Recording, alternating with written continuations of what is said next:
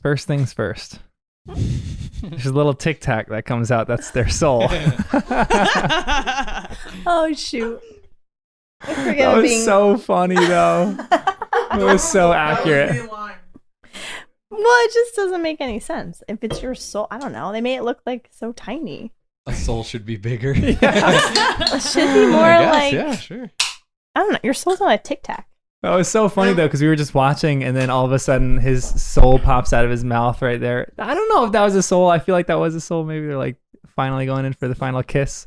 Yeah, And it then was like all of a slowly sudden- coming out, and then they It's were like waiting. the most dramatic moment in the movie, and Jen's like, "Oh, it's like a little tic tac." His soul is a tic tac? No. That was so good. Yeah, it should have been a little different, I think. Go for it. A little more of a substantial soul, not just I know what you mean. tic tac bite size.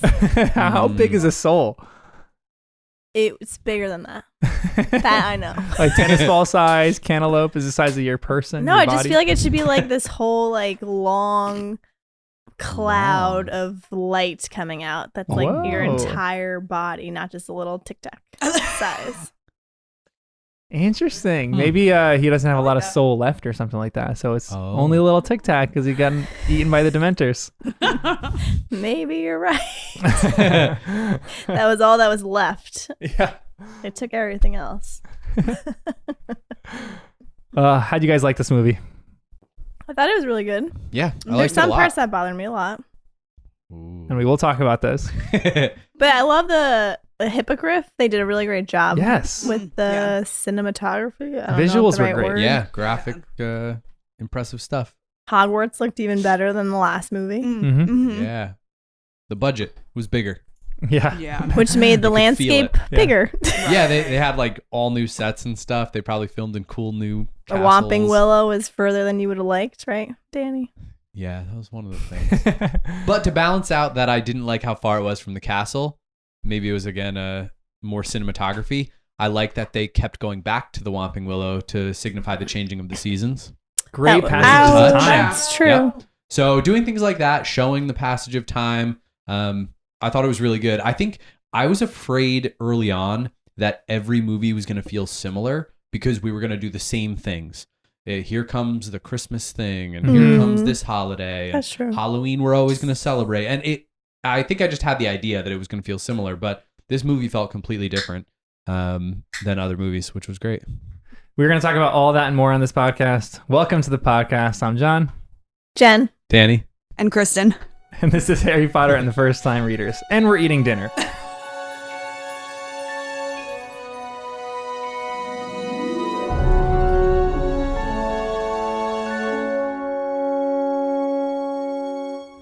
As always, rate and review this podcast. 5 stars anywhere you listen to podcasts. That would be great. It would help the podcast out a ton.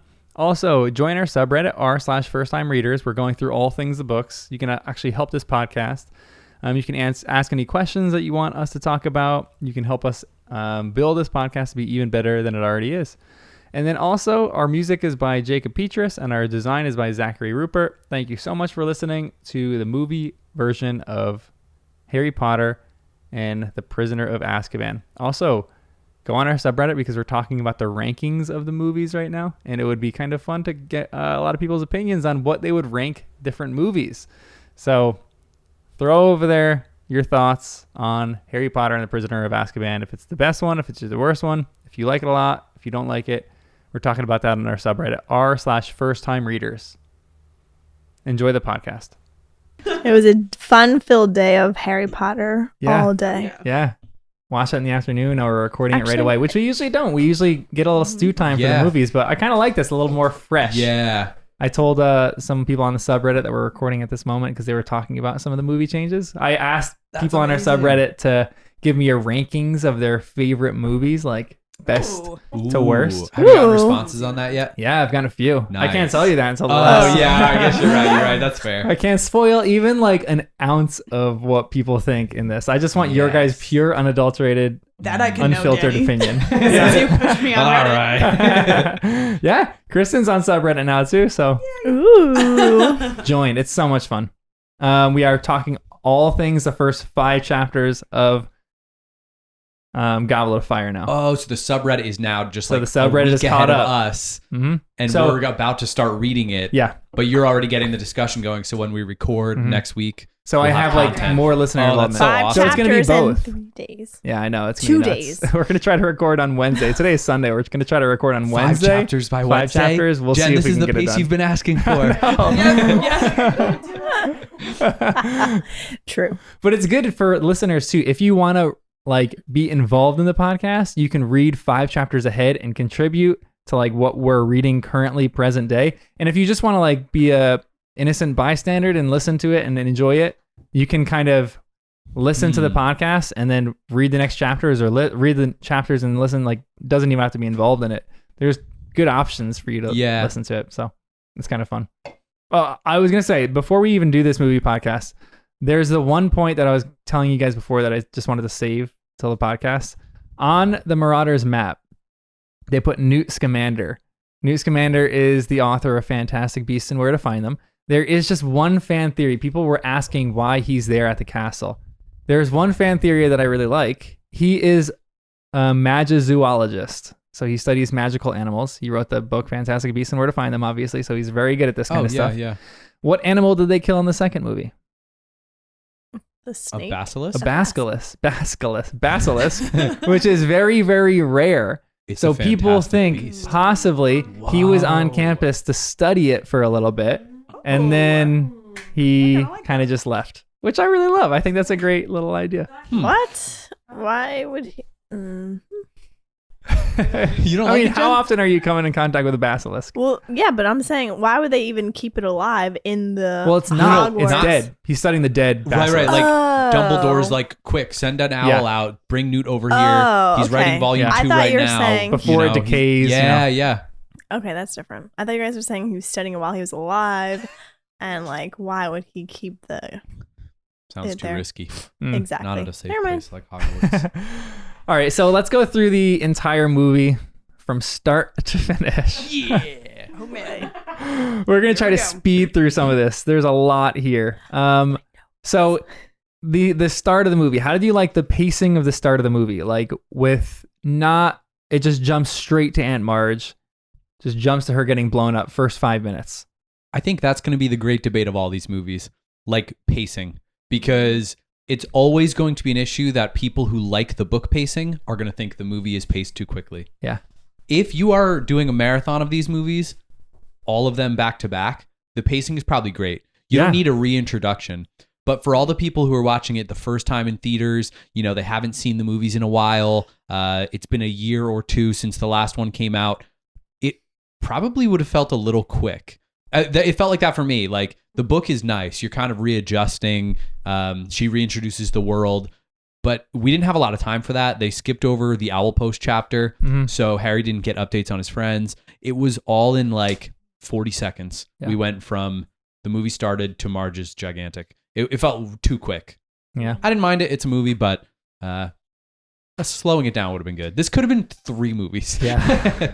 I don't think the movies, or I don't think the books are suited for movie form. I think they're suited for TV show form. Yeah. Like give me like a chapter every single episode or an episode every Yes. single chapter. Right. Oh. And I'm so set. I'm so content. Well, there's So so good. much. I know. There's no way you can fit it in Yeah. like a 2.5 hour Especially in movie. the next few books. There is so much in each chapter. It's Right. unbelievable. I'm also wondering how much involvement did J.K. Rowling have in the movies? So is Newt canon? Yeah. Okay, so him being on that map, she was like, Yes. stamp of approval. That's all canon now. Yeah. Okay. I would say It's weird. the movies have a weird version of things being canon versus non-canon. There are some things Yeah, in the 'cause they movies do that I make don't think are. changes. Yeah, but yeah, she yeah. was heavily involved in the movies, making of the movies. But she did leave it to each director to kind of Yeah. use their spin. And this is we'll talk about like ranking the 3 movies that we've seen after, but this is a lot of people's favorite because it gets serious in this film. Yeah, you're right. Hard in the puns. Nice. Serious. Every time. I know. Love Can't that escape pun. that pun.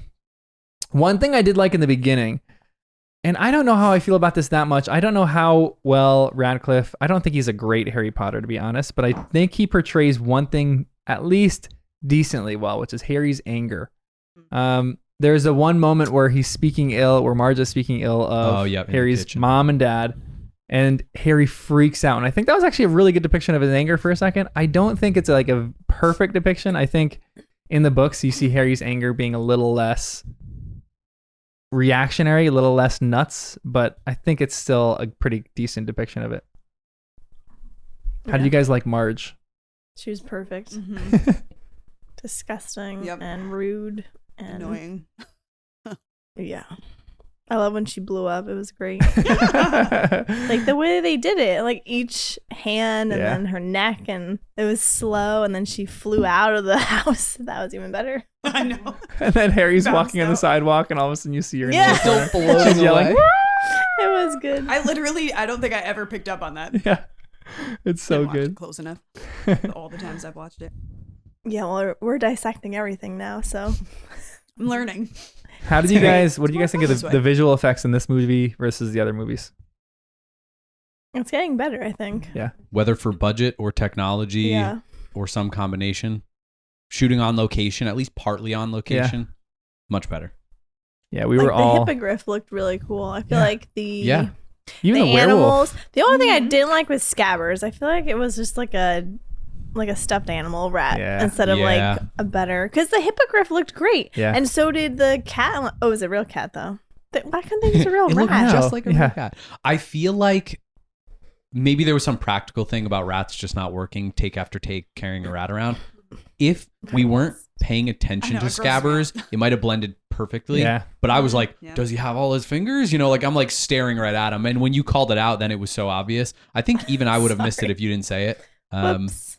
But you're right. He looked like a stuffed Yeah. animal. It was pretty bad. And it is, I will give it to them, it's very difficult to do CGI of animals and creatures in people's, like interacting with people. Oh, yeah. Buckbeak did it a little bit, but that's a little easier to green screen than like Ron holding a rat and like nuzzling him in his little area. I Yep. think that would have been pretty difficult to CGI. Or a better robot. I don't I know, Like anything. seriously, They I have know. a budget now, I'm Yeah. sure. 3 movies in.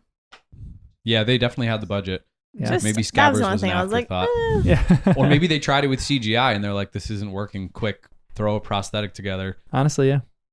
We'll have to watch all the behind the scenes when but we're it's done. not like he was just a prop. Like he was a major character, yeah. That's why I was Yeah, like, it's true. We were all dying laughing with Marge. That was a really funny part. The comedic relief in this movie I thought was really good too. yeah. But right after that, how did you guys like how Harry found out about Sirius Black? Where he found out on the night bus rather than on the news, and then I didn't mind it. yeah. It feels like I know the movie has to change a few things to keep it simple.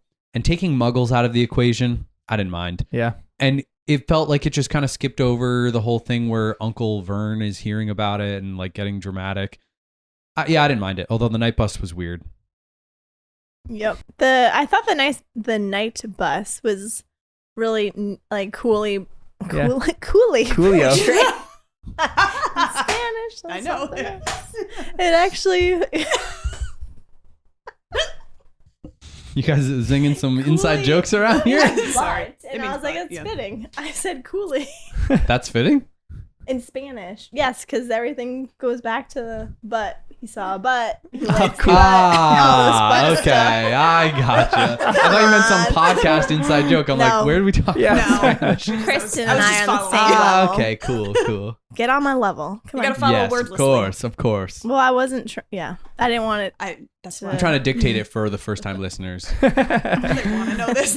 Maybe. Let's keep it between us. How'd you guys like the Crookshanks intro? No, terrible. Meh. No.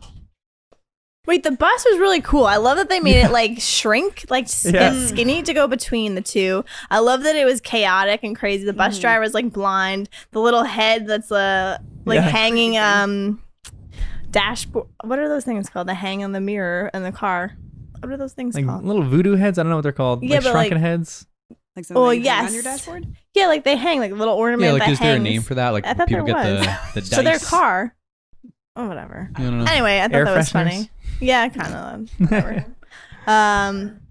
Dashboard confessional. And then it was just Obviously like not it. crazy, as if like they're just avoiding all the muggle cars. I was like, oh, that's so cool that everything's just like shifting, moving, craziness.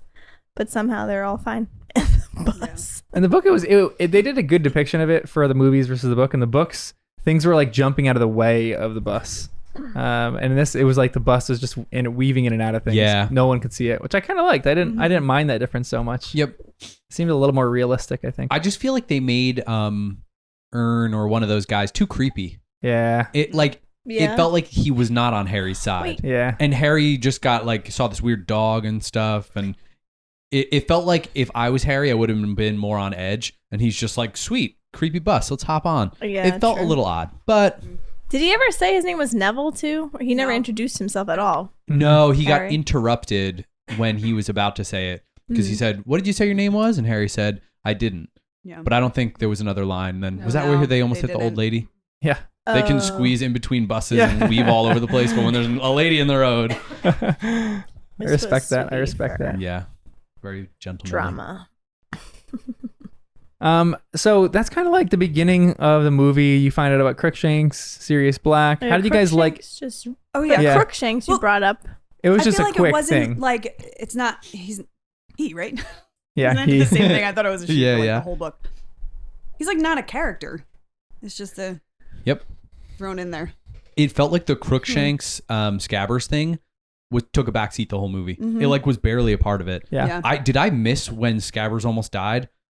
Because it felt like in the movie I thought I missed that too. like, Actually, it never happened, and then all of a sudden they find Scabbers again down at Hagrid's hut, and then it wasn't Hermione who found Scabbers, it was Hagrid, right? Hmm. Well, and we're kind of skipping ahead in the movie, but when that happened, I was just thinking, was he even missing?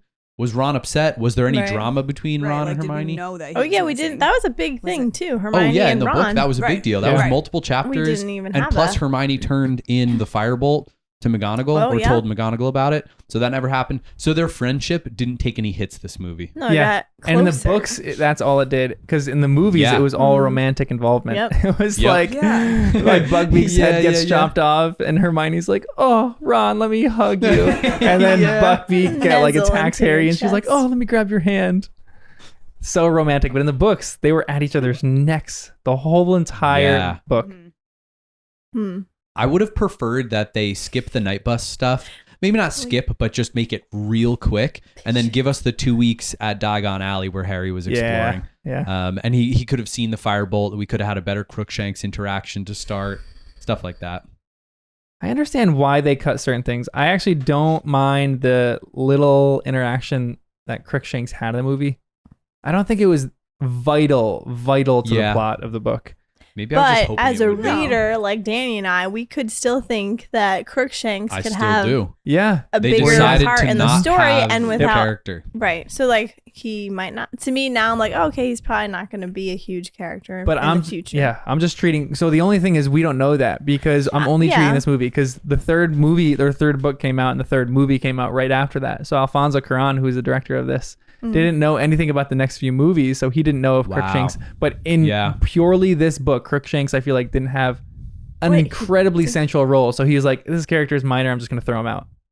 That's why some of these directors got screwed because Wait, they didn't they know already kinda endgame did, stuff. though. I thought all the books were out before. No. They're being written. No. Oh, It was like being written and the movie would be that's made. Which cool. is a I rough didn't know spot that. to be for those directors. And Yeah. then you get a movie that you didn't set up anything for, and then you just have to do with whatever you can. JK doesn't like read over the script and be like, you She really did. need to She would have give this directions character. with certain people. Like I can't give away certain things for certain characters, but she would give direction to certain characters and like sentences. She would tell them some of their backstory that you didn't know in the first few books. Hmm. So when you finally got to it, yeah, I'm not gonna mention that. So when she finally got to it, it was you could like actually understand what was happening. So, I think the directors did get screwed a little because they just didn't know the backstory of certain things. So when they're cutting certain characters out or they're making characters like comedic relief, they're just doing Yeah. that based on what they read in that specific book rather than knowing all the entire series and being able to understand the arcs. And that's why right now someone needs to make this a TV series. Like just give me a Yep. series on this. Make it would be so good. Yeah. I know, so much money. Amazon, you have billions of dollars. Please go ahead and do this. I am begging you. They cut out the sneakoscope. Yeah. Or maybe Oh, not because yeah. Harry was holding it. I actually didn't did notice that in this explain it, movie. though. No, they didn't explain it, but I like that even if they cut things out, you know, quote unquote, they still included a few little things like when the fat lady got scratched. Yeah. Again, skipping ahead, but then they didn't show the whole thing with the knight, Sir Cadogan, but we see him in the background jumping around a little bit. Same thing with the sneakoscope and a few other times. They just hint at things. So it's like, hey, you guys read the book? This thing's around. We're not going to focus on it though. I don't think we watched the extended edition either for this one because I don't know if I'm just imagining things, but I feel like in the extended version there was a little clip of Sir Cadogan. I think you see him in the background when he jumps into the picture when the old lady like is screaming and the old lady gets slashed too, or the fat lady. But I think in the extended edition, I think he's in it for a little scene, but I don't remember it clearly. But that was another scene, and we'll just talk about it now. But that was a scene that I didn't like that they didn't have in the movie was Sirius Black going into Gryffindor Tower and attacking Ron. Yeah, completely being by Ron's mixed bed. from the movie. Yep. Yeah. I And there's no drapes or anything over the beds Yeah, either. I Because know. I remember it like was slashed, right? Yeah. And he slashed Ooh, them. yeah, that is pretty And sketchy. I'm very visual. Yeah. Yeah. I'm like, they're missing. And he just had a nightmare, but it was like funny. Yeah, Yeah. nightmare about spiders. I'm like, That was great. what? Ron, tell them to go away or something. Oh no, to tap dance. I don't know, tap dance with spiders. their rollerblades. They're telling me to tap dance. You tell those spiders you don't want to tap dance, Ron. I'll tell those spiders. And he goes to sleep. Great. That was a little addition that I kind of liked. I thought that was fun. Yeah. There's a few other issues or a few other things in this. There's one just question that I had, and this is just a general question for the books that we've been talking about. But Arthur Weasley, when Harry says Voldemort, Arthur Weasley says, "Don't say his name." We've talked about this. We didn't say his name for the first few episodes of this podcast. But do you think that's a good practice To for not say his the name? wizards to not say Voldemort's name? No. I Why kind or of think why not? so. Why? Yeah. I don't know, but I'm thinking back to the diary thing, where something Ginny was doing was giving the diary, the memory or whatever it was, a little bit of power. So in a weird way, I feel like talking about someone gives them power. And usually when I'm thinking that, I guess it sounds more like, you know, like if you talk about something, it gives it power just by nature. You're, I don't know, making it a subject, something to be discussed. But in the wizarding world, I feel like talking about him might actually do something. But at the same time, refusing to say his name might just feed into people's fears. Because they're talking about him anyway. It's They just are not talking saying a about name. him. But I guess I'm thinking about something deeper, like some spell thing, or like I don't know, like it almost like summons him. Like he's out there, he's a spirit, he's not gone. So saying his name could draw attention to you. Does that make any sense? I don't know why I'm thinking that way, but like he's floating around doing his spirit thing or whatever, you know, attaching to the back of people's heads. So it feels like in the wizarding world, saying someone's name might actually be some kind of spell trigger or draw some attention or something. I'm not offended when people don't say his name. I'm kind of like, yeah, in this Oh, I'm on the wizarding world, opposite. I feel like not maybe saying better his name safe. gives him power. You think so? over you. That makes a lot of sense too. Not I could be necessarily down. directly from him, but for yourself. So you're just saying fear of a name only increases fear of the thing itself. Exactly. That is exactly what I'm saying. It's great. That's very wise. Because why would someone like Mr. Weasley not? Yeah. Like, it just feels weird to me. Like, he's a good wizard. He's tight with the people we like. Dumbledore and stuff, Ministry of Magic. Well, maybe not Dumbledore, but I've kind of assumed. It feels weird. All the Weasleys, Ron too. Don't say his name. There is an aspect to it that I like and that I don't like. I don't like that they seem afraid of it, which is the reason that they're not using it. I do like the fact that they don't want to use it to give him more publicity. I feel like you don't use certain things that don't, so you don't want to give people publicity for the things that they're doing. You don't want to give other people the ability to be like, oh, everyone's doesn't want to use this name, so I'm going to go do something crazy where people won't even use my name, or they'll use my name so much that people will know my name forever. Right. Like you almost want to. It's weird. It's a weird balance. You almost like want to erase his name from the history books, but you want to learn from him. It's the same idea of spells that are dangerous. Is that you want to lock them away somewhere so people can study them, but you don't want to give access to them for everyone to do. I like thinking about it that way. That kind of makes sense. Not giving him the fame that he wants. Yeah. It's an interesting one. I love Mr. Weasley, though. I think he's great. So no knock on him at all. I think it's just the wizarding world in general. Yeah, and in the movie, they made him look a little better, too, because he was proactive to tell Harry immediately everything he wanted to know. Oh, instead of him talking to Mrs. Weasley in private. Right, and Harry overhears it, and then at the train station the next day. Right. Sorry, Wes. My dog is out of his mind right now trying to get food. Let's talk about performances for a second, too. I was thrilled when Dumbledore's first few lines, you guys were like, he sucks. He's not good. That was... Why? What do you think of his performance? Well, I literally noticed it immediately. Well, it took a second just because I feel like I know the other actor because he's in The Count of Monte Cristo, which I love. So immediately I was like, what? That's not him. And then it just felt dry. He didn't have that sparkle in his eyes. He wasn't as playful. It wasn't as confident. Like Dumbledore, as I read him in the books and as it felt in the first two movies, it feels like he can't be swayed. His emotions are very steady. We've only seen him raise his voice like once or twice and only a little bit for good reason. But here he just doesn't, we don't see like a joy. And it feels like throughout the movie a few times he kind of came out with weird stuff or he would get like flustered. It felt not quite right for his character.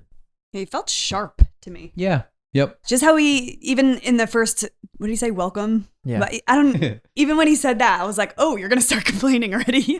I don't know. It didn't feel, I feel like he should be soft.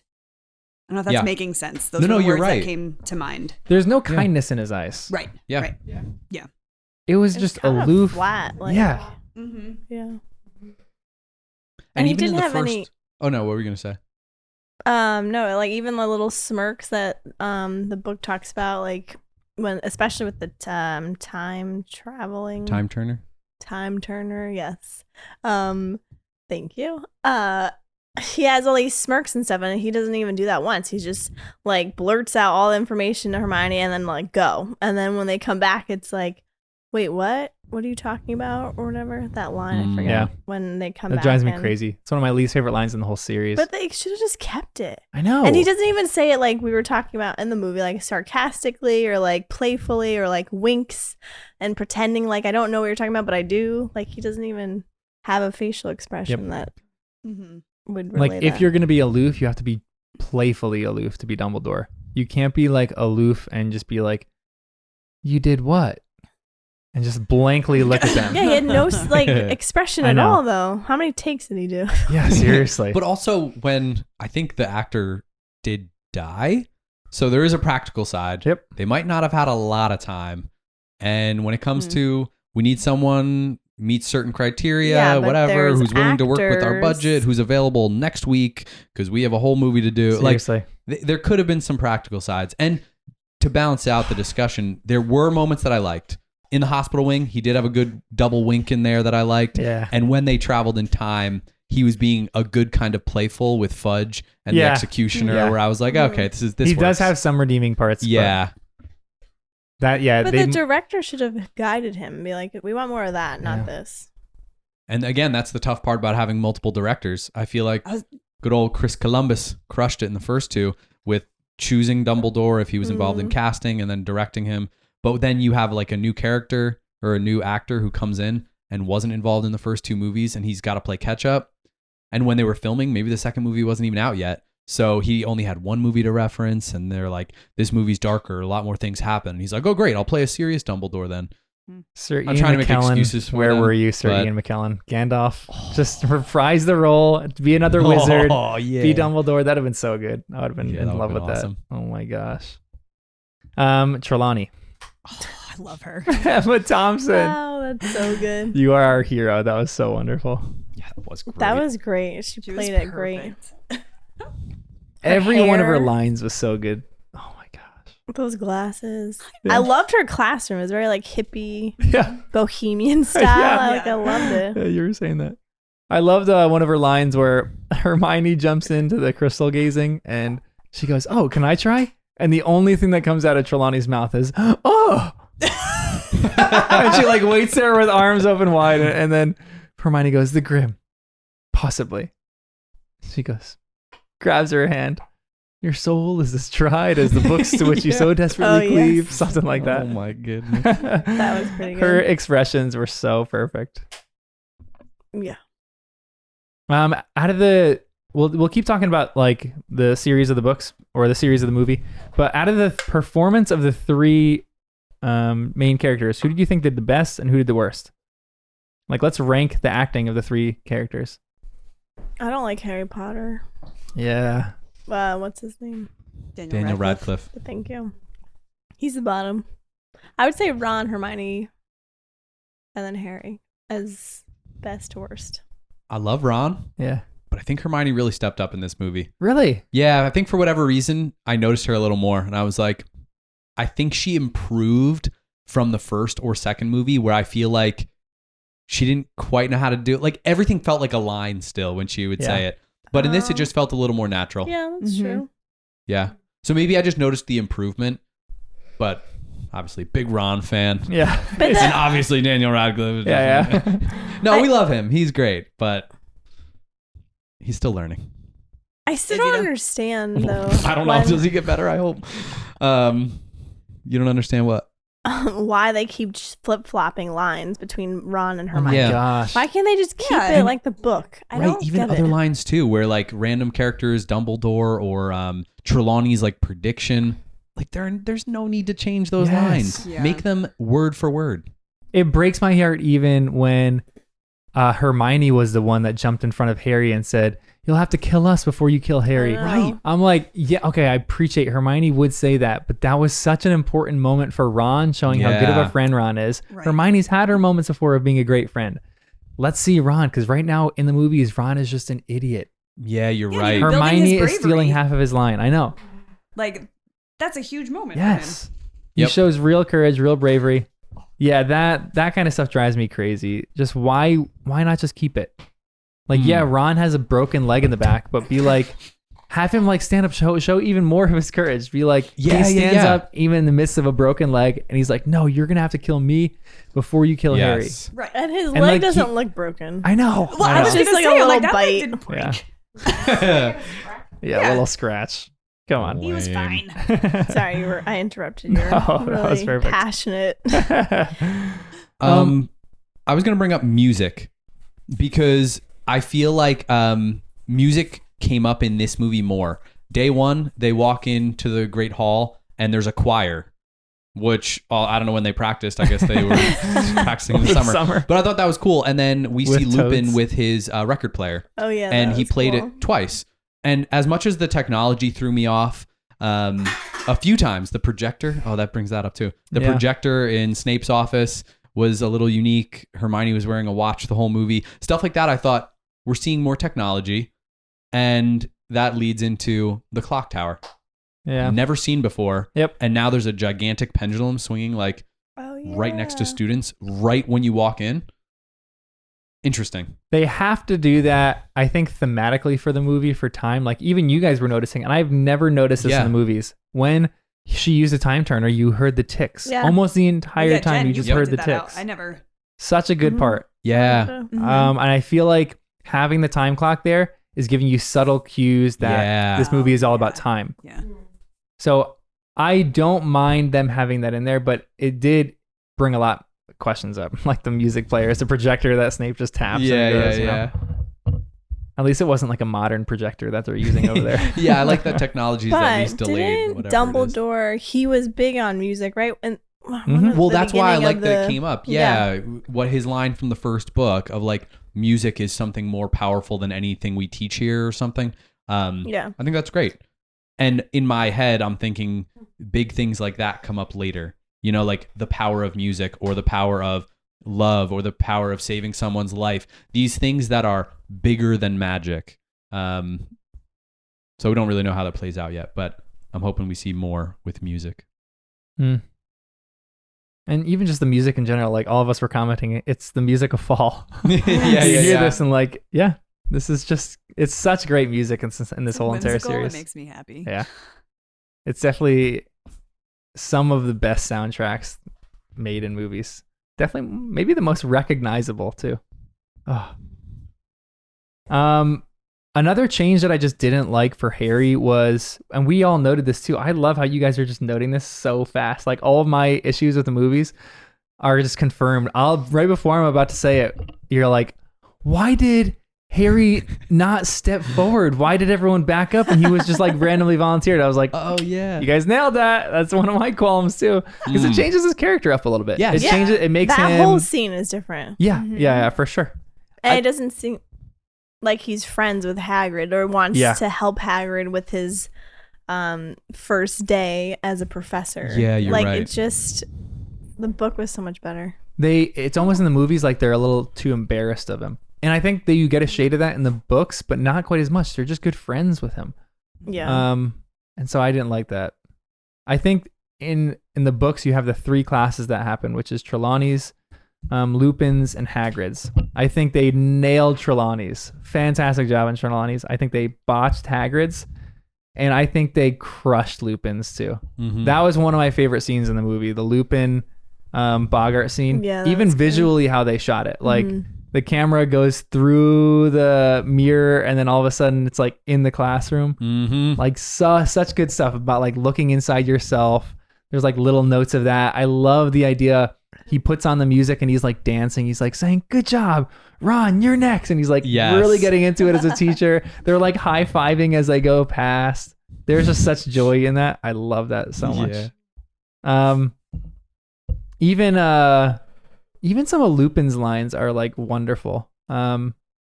He even like how he greets people. I'm trying to remember where the scene was. You have a quote? Yeah, he just hello. Because he says hello great in one scene. I was like, helpful. I just love how he said that. But I can't remember where it's from. Oh well. I think all the scenes with Lupin and Harry were pretty great too. Although I didn't like when he brought up his mom and talked about his mom and his dad, because I didn't think that Harry knew that they were even friends until later on in the story, in the book, if I remember. But Lily wasn't brought up at all in the book. Yeah, it was like a weird mention of Lily. Yeah. I'm like, what? And that was that the part where they were like wandering around the woods or something? They were like off by the side of the lake and Harry was walking with him. He brings up his parents and I think Harry, in my mind, would have asked way more questions. Been like, "Oh, you knew them? Tell me all about them. What do you know? Like, what classes were they good in? Like, this is one of their peers who is in the place that Harry is currently walking with him." It just felt like it didn't make sense to me that would have been brought up and then just walked right past. Or maybe they did talk about it and we just didn't hear, but it feels like Harry still doesn't know a lot about his parents. But then he gets really upset when the aunt, Dursley's aunt, brings up, "Oh, he didn't."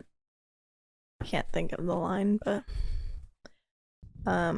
he gets very angry with that. But I guess who she was saying those things, you would get angry. Yeah. Regardless what it was. Because she was terrible. I just feel like the acting in general, like Marge was great in this as just an annoying, awful woman. Lupin, I do feel like Lupin carried the bulk of the weight too. I think they fed him so many lines that were from other people in the books. Like even this dialogue and discussion about some of the parents weren't necessarily from Lupin.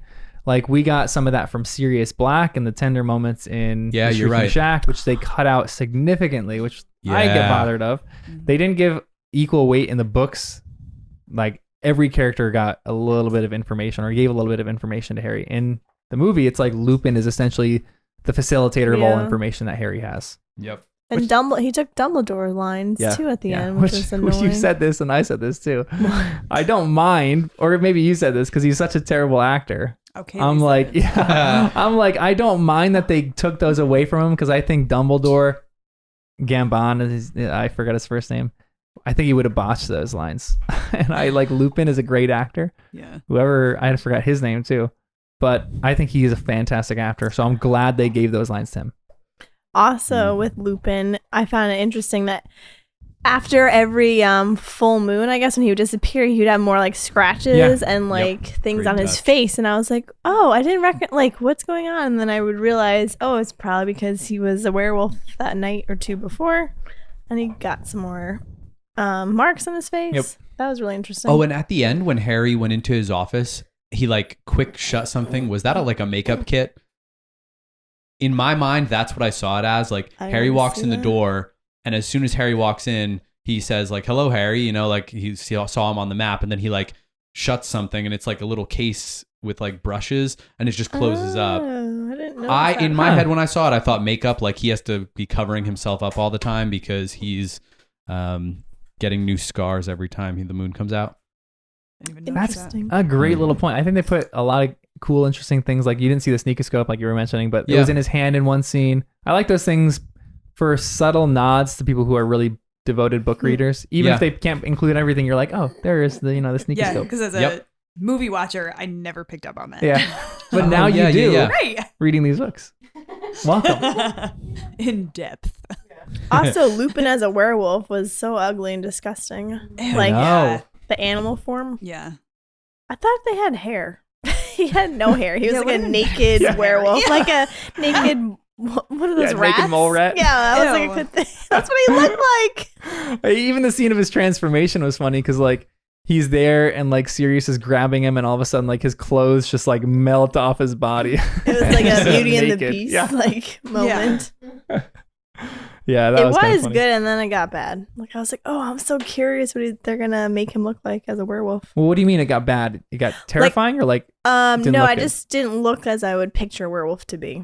So I'm seeing him changing with his clothes tearing off. I'm like, oh, he's gonna be this big, broad, tall werewolf, like hairy, and he was none of that. He was like an alien. Yeah, lanky, he didn't look like a wolf. Like a starved werewolf. Yeah. I kind of like that though, to an extent. Like it makes him kind of terrifying. Someone in our group said it looks like the thing from Stranger Things, right? Yeah. Melded. Yeah. It's like it. I haven't seen Stranger Things, but I saw that one scene and I was like, it kind of does. And it's kind of terrifying that he's this skinny twig of a person. Yeah. Like that's what makes Sirius Black so menacing too, is that you can see his ribs and he's like super skinny and terrifying. But he turns into a hairy big dog, so that doesn't really play on both. Yeah, you got me there. Well done. Boom. I also thought Malfoy did really good in this movie. He wasn't in it a ton, but like he was annoying as usual. Yeah, he's annoying. The scene where the hippogriff like scratches him. Yeah, but in the movie, dramatic. Blood blossoms. Yeah. There was blood on the ground, and in this, it was just absurd. There's nothing. It almost felt ridiculous that the class even cared.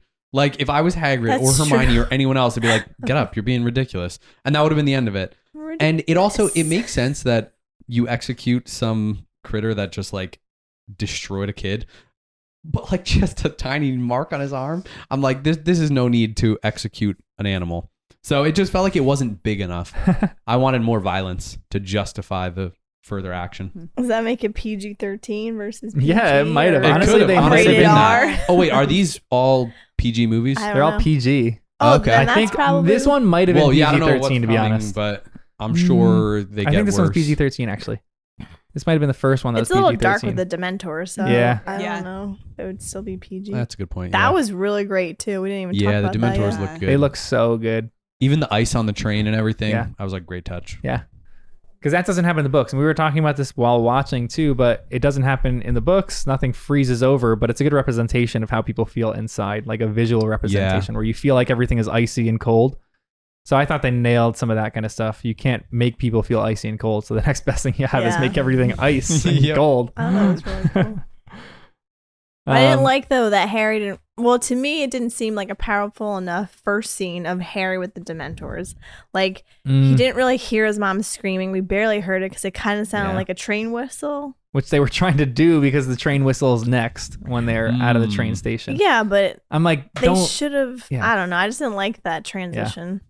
And then I felt like they didn't do that scene where he like doesn't he get like sick though? He doesn't. get like physically sick where Lupin? he's Harry? Harry Potter. Like on the train. Like he didn't throw up. I thought he like got like He like fainted and okay. they kind I of thought showed he got, some like, of it, but sick. Yeah. Anyway, I didn't think it was done the best it could have been. I kind of agree with you on that. I think it could have been a better intro for Lupin. I think they did a decent job, but with the scream, I'm like, if you watch it 100 times, sometimes you could still miss it. And there's one point in this that, okay, so we'll talk about my biggest qualm right now. If you guys had not read the books at all, would you know who the Marauders are? No. I don't think, unless I missed something. Drives me crazy. I think that is the biggest sin of this movie. They don't even talk about any of them. They don't, because we were talking about his dad's not even mentioned. James Potter, right. Barely, and his prongs, right? Yep. Is his name? Yep. And that he was a stag when he would turn. Yeah. You don't get any backstory about how they became animagus, how their friendship was formed. Nothing. And that is the biggest sin of this movie. Oh yeah, with that was good in the story. Like if you were just watching the movie, you would just have to go with the flow and be like, "Cool, this rat is a human now. They're I get friends. it. Cool, that's normal. Oh, yep, dog human. That's also normal. No, nothing weird to see here." And then you just like kind of go with it, but it would feel pretty bizarre. We already knew, so it was easy. I wasn't offended by watching the movie because it all made sense. But if it was my first time through, I feel like I'd be a little bit confused. Like I'd want answers just watching the movie. Mm-hmm. It feels too crazy. Because then you're like, how does Sirius Black know Lupin? They like hug each other. And and even like the Snape relationship with them too. They only like kind of brush over it, but you don't even see Snape then making potions for Lupin. So there's never any suspicion there. You don't like, there were just a lot of missing dynamics. You just get the one good line, which I love. Lupin. Out for a little stroll in the moonlight. That is a great line. Oh man, Alan Rickman is the best. They were not subtle at all. I know. Even with the with the Boggart, it's yeah. literally a moon with clouds and everything. I'm like, what the? But that's the good part about a movie. The pacing, it's quicker. So by the time you register what you're seeing, the scene is changing, something new is happening. But with a book, you don't have time to finish the chapter. You close it up, and then you're thinking about it when you're going to sleep. What could it be? But in the movie, you just keep going. I think it'd be easy to miss that stuff. I wouldn't have noticed, honestly. You just sat home after you're reading. No, you went to sleep. Then you wake up. Then you go on the computer. You start getting your spectacles out. See, writing if I was your notes reading on like all the normally, geography and the moon phases and everything. This can't be true. I can't. But see, if I was reading it just on my own, I probably just wouldn't stop reading. I'd be like, I need to know what's going on. Yeah. But because we're stopping, then I'm like, well, I can't do anything else except look up moon phases. So I'm like, how else can I like dive deeper without reading forward? That's a good one. Nice try. That's so funny. Extra time to mull it all over. The Marauders dynamic with Snape too is just very lacking in the books. Like you mentioned, he doesn't bring the potions, so you don't really get that whole dynamic between Lupin and Snape in the movie. Yeah, in the movie, and you just don't get a lot of, I think, important Snape ideas in this, where he's talking, even like his discussion with Dumbledore about like in the books, I told you about this professor. Or I told you about this person who might be letting him, like little hints like that you are subtle in the book. You're like, oh, okay. So they have some kind of dynamic. Even the memory of or the idea of them going back in time and understanding that James is like maybe a bully. You don't really get any of that. So that was just a huge issue in this movie that I thought. That's like the biggest issue that people always have of this movie. You left out the Marauders. How the heck can you leave out the Marauders? It's like the core part of this book. Yeah. But yeah. That's the biggest sin. But the director, it seems as though the director didn't really read the full book. It's like Spark Note it. Yeah. I was thinking that before when we were talking about Dumbledore. Like, did he know the character? Or I don't know. How much research do they do? I don't want to knock something I don't know about. I don't direct movies, so that's a great question. I can't say much. Yeah. Again, it might have been the idea that he is called in last second and then he hasn't read any of them and they're like, read this quick synopsis of who Dumbledore is, and he's like, okay, I'll go. Maybe he's reading through the books as he's acting. I don't know. We'll see if it gets better, I guess. Yeah, I know. And in a normal movie, maybe a director has a little more power because he came up with the idea or bought some rights or whatever. But with a franchise this big, I don't think the director had as much power as he would in another situation. So there might have been executives at the studio making certain rules and guidelines and budget and whatever. So I know he is a good director. That's why I don't want to hate on him. Yeah. But it does feel like he fell a little short on this one. I know. And like, there's a point where, I know you want to add comedic elements to it, but those comedic elements, they go from, oh, that was funny, to that ruins everything for me. Yeah. Like the stupid touch on his foot when he goes into the hospital wing and he's tapping Ron on the foot. Oh, man. Initially, if you're just watching these movies, you're like, oh, Ron's like wincing in pain. That's cute. He has the best facial expressions anyway. So you're like, this is fun. And then it registers for you that Dumbledore is intentionally causing this person pain. And you're like, what the heck is going on? Again, I never thought anything of that. And it really bothered me this time. Yeah. I was like, poor Ron. Like because it forces you to either think of Dumbledore as mean or clueless. Yes. Yeah, like, and I don't want to think of him He's as either of neither of those those. things. Yeah. So it just felt weird. Yeah. As Jenn says, he knows everything. And if that's the case, then he's really intentionally causing him harm here. Yeah. Quidditch was toned way down. Yeah. Yeah. They got rid of like 2 matches. Yeah. Right. All in one. And that wasn't even done correctly. Yeah. Well, and that was weird too, because we keep expecting certain things in Quidditch. I don't mind that they like toned down the Quidditch in this movie. There wasn't enough time. But if there's something you have to cut, I don't mind actually. Yeah. I love the chapters in the book. I'm fine if you just keep them in the book. I don't necessarily need to see them in the movies. It would be fun to see them in the movies. But this is like, it's a good thing to just cut if you have to cut something, I think. Yeah. Yep. It would have been fun to see other aspects of it, like even just the idea of them winning the House Cup. Just something like that would have been fun. Yeah, yeah. Or the Quidditch Cup. Yeah. That would have been fun. Firebolt being used. Yeah, I know. That was a huge change. How do you guys like the idea of the Firebolt being at the end of the movie rather than like a key plot point? I think it bothered I honestly didn't mind. Yeah. For whatever reason, like it felt weird. And again, I wrote down a list of what's probably like 70 things that were different, but it doesn't, like a lot of the stuff doesn't actually matter. Like for the sake of the movie, I understand it. Firebolt at the end, okay. You lose a little bit of the drama between Hermione and Ron and Harry, and just the suspense in Harry's own mind, because Quidditch is so important to him in the books. But in the movie, it kind of worked. I mean, getting Firebolt mid-movie or at the end didn't really change too much. But I don't know.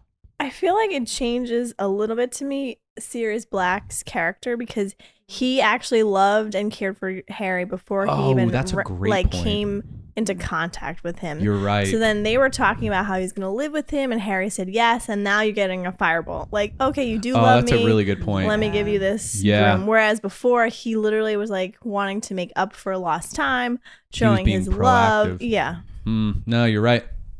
So I didn't like it. Even though, like you were saying, it seems as though it wouldn't change the plot, as far as like movie flow. But no, you're right. Yeah. Again, it's a character thing. It hurts the characters and the way they're developing into like the people in the books that we love for all these reasons. And that's like watching the movie, I already like certain characters because I know them from the books. But then if I was just watching the movie, you're right. That'd be another reason to be skeptical of Sirius Black. Yeah. One of our Reddit users, D81H, brought up a lot of really good points about this too. They said, one thing that I really hate is the change in how and when Harry gets the Firebolt. I love the tension and conflict that came from Hermione being wary of it and the mystery of where it came from. That is all just lost. Plus, him getting it later gives us that strange, cheesy freeze frame shot at the end.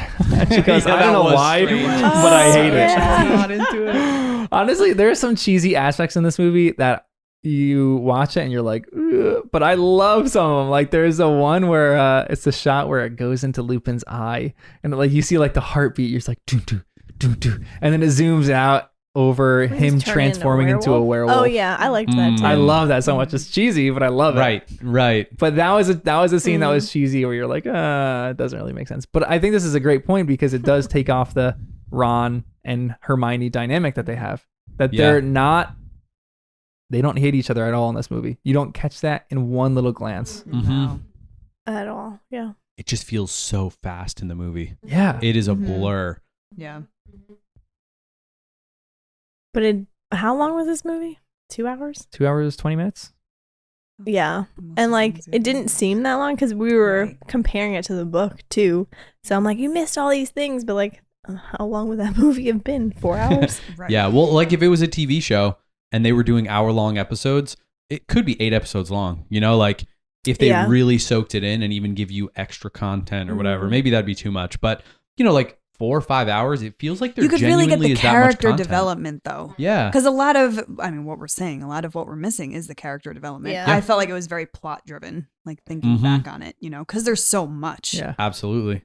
And another Alpha Wolfgang, one of our great Reddit users, said a really funny point. They said, it's like in the movies when they were almost done filming and then some random intern was like, hey guys, we got to add the firebolt in there because it's just kind of important. Harry has a broom since he's a seeker for the Quidditch team. Yeah. They just did it real quick at the end. They're like, oh, okay, sure, let's film this. May be accurate. Honestly, that might be pretty dead on accurate. Feels like it. I think that's so funny. That's great. I thought it was a bit much that the twins were talking in unison the whole time. Yeah. It was like funny. Again, one of those things where it's a little childish or cheesy, but it went too far for me. I'm like a little bit for comedy, but it's like every line they're just saying together. I'm like, this is weird. I prefer thinking of them as individuals, even though they are always together. And I don't know any difference between them, but still, it's it just came off as cheesy. Actor. I'm like, I've known plenty of twins in my life, and none of them talk like that. So it just was. And like, they would resent is it just you if one you thought actor, they talked. or are they actually twins? It is okay. Awesome. Twins, actual twins. Oh. One of my best friends when I was in Dallas met both of them. She had a crush on both of them, and she met both of them. She's got a picture of her in between them. It's like a great picture. That's so awesome. And they're like really great and kind in real life. A lot of these actors. Some of the kids, they were one-offs. They did these movies and they weren't really in anything else. This is like their career-defining role, which they don't really have to because they're all probably millionaires. Yeah, they live off residuals forever. That's great. I'll say one thing that it was probably my favorite change in the entire movie was the Boggart scene with Lupin, the private lesson. And I was mentioning this during the movie too. Oh, yeah. I love the change in the books. They have the idea where he has 3 memories, where the first one doesn't work, where he's thinking of the first time he rode a broom. The second one doesn't work, where he thinks of winning the House Cup. And the third one kind of works. It's a shield charm, where he thinks of getting his letter from Hogwarts and realizing he's a wizard. It's great in the books. Like, you love it. It flows really well. I actually think they did a better emotional service to Harry's dynamic with his parents in saying he fails the first time and then he's like, looking at the flame and he's like, I have another one. I don't even know if it's like real. And then he talks about it with Lupin. He goes, I thought of them, mom and dad. They were just sitting there talking to me, just talking. And he goes, I don't even know if it's real. I thought that was exceptional. That's like one of my favorite changes in the entire franchise. I thought they nailed that part because you get so much emotional pull from Harry in that moment where you're like, this kid really just desires his parents. He just really wants to be with his parents. Yeah. And I think they did that in a meaningful way in this section. Did you guys like the Boggart lesson? I mean, I just gushed about it, explaining how I love it so much. But what do you guys think of it? I thought it was great. I liked how it was playful too, with him playing the record and they're all getting in line. Yeah. Or are you talking about this is the lesson? This is the lesson. Like, like the one-on-one lesson. Yeah, sorry. Yeah, it was good too. I like to stick to the book, so that's why. But I do agree. I like that his memory was more of a family memory than even if it wasn't real. They didn't have time for a Patronus montage as he learns over months. So doing it in 2 tries felt a little much, but it worked. I was a little distracted in that room because there were planets spinning in the ceiling, and I'm like, moon phases, and I'm like trying to like see if I can see stuff in the ceiling, and I'm like, I gotta stop. They definitely have some of that in there. It's but I liked it. I thought it was good, and again, just more cool sets. Yeah, they're not just filming everything in the same few classrooms. Yeah, expanding the world. Yeah, and even just the idea of Lupin's lines too. I think they really nailed his character and they just gave him a lot of really important lines. So any of his development I thought was really good in this movie. Like him talking on the bridge, him talking on the walk in the woods, all that kind of stuff where they're just talking about the parents' relationship how Lupin knows him. I just love that kind of stuff. Lupin's might be my favorite character in this movie. Hogsmeade, they condensed trips. Mm-hmm. I was gonna say that confused me. It was a little weird just because I expected.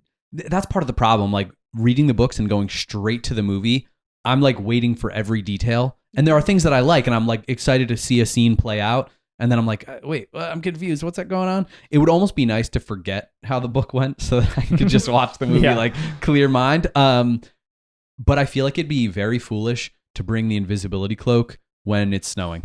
The twins saw him immediately. Mm-hmm. And I feel like anyone else would too. Mm-hmm. So yeah, lapse of judgment. That was such a stupid point where he's walking and he's literally sees his footsteps. I was like, and what? twins are like, oh, there you are. What about the lollipop? That was Yeah, gross. yeah, that was hold it like weird. how? And how is he doing? I was trying to justify it, and I'm like, maybe he was holding the handle. I was like, oh wait, but you wouldn't have seen the handle. It would have just been the lollipop. Yeah. Yeah, that was a little rough. But I liked that Ron and Hermione were together with the Malfoy bullying thing and Harry's throwing snowballs. I thought it was good. The only thing that I thought what took away from more character development was that Malfoy never saw Harry. Mm-hmm. And in the books, again, it's that rivalry. Like he caught him. He's like, you're here. You are definitely breaking the rules. That like almost substantiates the rivalry. Yes. And in the movie, it still feels like Malfoy is just annoying. And the rivalry is like something petty. Mm-hmm. But I feel like in the books, you get more of, it's more substantial. It matters. You're like, oh yeah, if I was Malfoy and an annoying person, I could see why I would be down with this rivalry. Yeah. Because you don't, like, they changed the whole Marauders map idea too, because that's where Lupin gets the Marauders map. Mm-hmm. And then a lot of time passes in between that. Whereas this one, he literally sees Peter Pettigrew on the map. Oh no! Oh, that was terrible. And then he goes over there, and then this is why they had to move the movie so quick after this too. Is that he goes there, and then Lupin picks up the map, and then Harry says, "Oh, it's Peter Pettigrew who's dead. He's on the map. Your map lies." And then literally, that's when they go into the next day when everything happens because they have no other option. Because I told you guys, if this happens and the movie ends here, Lupin looks on the map, finds Peter Pettigrew, which he should have done that night anyway. Yep, figured out the whole thing. It was so good in the books. Isn't that weird? Well, I'm even thinking back. Like, Peter Pettigrew knows that this map exists, right? Yeah. And Lupin is now a professor there. Like, so to me, I'm like, shouldn't he be real. like, oh, shoot, Lupin's a professor? Like, plus, well, he is an idiot. The character they picked for him, the actor, is really good. He plays a convincing rat. Very convincing rat. Oh yeah, I don't know his name, but he's in another Disney movie that Enchanted. Oh, he is. Yeah. And he plays. Oh my gosh! And he's creepy in that too. Yes. Caramel apples. That was great movie. Big Enchanted fan. I love it. Yeah. Oh yeah. Keeping that in. I knew I saw him somewhere. That rat face. But you're right. The pacing again. They cut everything short. I don't know why they saw Peter Pettigrew on the map. I know. And again, Harry not using his brain. He's just like, oh, I wonder what this is. So he has to be thinking, empty hallway. Someone else has an invisibility cloak. You're not seeing ghosts on the map, right? So it just felt weird. Like, why was he reacting that way? And then he brings up Peter Pettigrew and Lupin. The whole dynamic felt off. Again, only because we know too much. Yeah. If we didn't read the books and we watched the movie, maybe it made sense. Maybe you just like go with the flow. You're like, who's this guy? Mystery? I don't know. Let's see. That's what I did. Yeah, right. Yeah. Maybe it totally works. There is I think Alfonso Cuarón, maybe when he was reading the books, he saw there was a plot hole in the books of here he has the Marauders map. He goes to Hogsmeade. He learns who Peter Pettigrew is. And then he still is in possession of the map. So he doesn't necessarily see, like, how does he not see, okay. Wouldn't he look at himself in his room? Honestly. Yeah. Like, if I have that map, I'm poring over it all the time. True. Absolutely. It's like a little, it's so fun. Maybe it makes me a creeper, but it'd be like super fun to just like sit there and look at that map. I love maps. You don't want anyone seeing it. Just get under your invisibility cloak all night long. Just look at all the people, watch the mysteries of the castle. So you literally hear Peter Pettigrew's name in a conversation with that you're involved in. So he's in your head of this person who's your friend. And you look at the map and you're like, Peter Pettigrew is in Ron's bed. Ron? And you like, so maybe Alfonso Cuarón saw this little plot hole and he wanted to like make amends for that. But it's still kind of fair. It's still, I think the books obviously do it better, because I remember reading that scene where Harry is racing back through the tunnels. It might have been the most tense scene that we've had. You're right. But I think it was, to me, it was the most intense scene that the books have had to this point, where Harry is in a absolute panic. And like, I remember he finds Snape at that moment and you're like, this is it. Yeah. How the heck is he going to get around this? And he does, but that was such a tense moment in the books that we didn't get in the movies, which I'm bummed. Yeah. Yeah. And they still gave the Snape interaction just in a different way. We didn't feel the suspense the same way. Yeah. Yeah, for sure. And there's also like really funny lines too. One of my favorites was when Harry falls and he's in the hospital wing. Harry wakes up and all of a sudden he hears the twins' voices, and the twins are like, he fell from almost 100 feet. Maybe like add like times 20 to that. He had to fall from like 4,000 or 5,000 feet. He was way up there. You're like, So I didn't high realize up he was there. falling from that high. Yeah, I know. Yeah. But that's almost like your college dynamic with the Quidditch, where like the snitch would get caught on the other side of campus when people would play. It so felt weird. I'm like, anticlimactic. why is the snitch, whoever gave it its charms to do its thing, why is it flying thousands of feet up? It just like kind of lame. Stay within the boundaries of the seriously. thing at least. Agreed. What else in this? I have tons of other notes, but what else did you guys see? How about the Grim in the clouds versus the Grim in the stadium, like the actual dog versus the cloud dog in the Quidditch match? Makes no sense. Yeah. Yeah, well, they were so high, it had to be in the clouds. He was so high from Trelawney's mushrooms. It just felt But the weird. Quidditch match. That's what I'm saying. No, it felt teacup? weird because the Grim is not really a Grim. Right. It is a dog. So why are the clouds turning into dogs? Like, if it's a Grim, actually, sure, then Harry's getting signals from all over the place. The universe is telling him he's going to die. But it's not a Grim. It's a dog. We know that now. So I guess it's suggesting it's all in Harry's head. You can see dogs in tea leaves. I guess you can see dogs in clouds. But that wasn't in Harry's head. The tea leaves thing wasn't in Harry's head. No, the tea leaves wasn't. But the clouds must have been, right? Because either that or somebody made the clouds shaped like a dog, right? Yeah, it's kind of true, yeah. Because in the book, all the Grim sightings are just sightings of him. Sirius Black. Black. Yeah, I guess it's kind of true. I didn't mind it in the movie. Didn't even think of that till right now, but now I'm annoyed about it. Doesn't make any sense. Injustice. You guys mentioned the whole Trelawney prophecy too. Why did you guys not like that? Well, I thought it was weird that it wasn't at the final. Yeah. It was just a random Harry's going up to return the crystal ball, which like bounced down the stairs. It doesn't seem safe. No, Hermione like threw it. And it like rolled all the way out of the classroom, right? Like Right. he had to go catch it. And she was annoyed. I forget what the words specifically were, but it was not the same as the book. Yeah. The prediction changed, and the way it changed was subtle. It wasn't a big deal, but to me, as I was reading the book trying to solve this mystery, subtleties mattered, because it was by midnight someone will rejoin, like a person will rejoin the Dark Lord.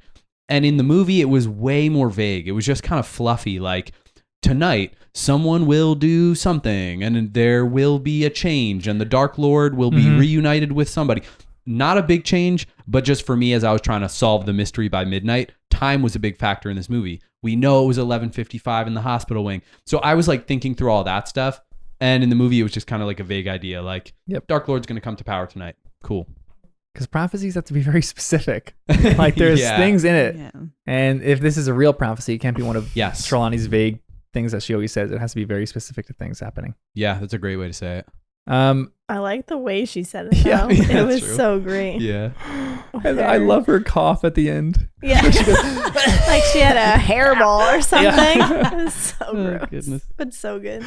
She wins the acting of this movie. I mean, there's so many good actors in this movie, but she is so good. Oh my gosh, she's my favorite. And then I also love right after the scene when Hermione punches, not slaps, Malfoy. That was fantastic. And Hermione goes, "Not good, brilliant." So good. I love how his head like ricocheted off I know. of a stone wall though. Like he's fine.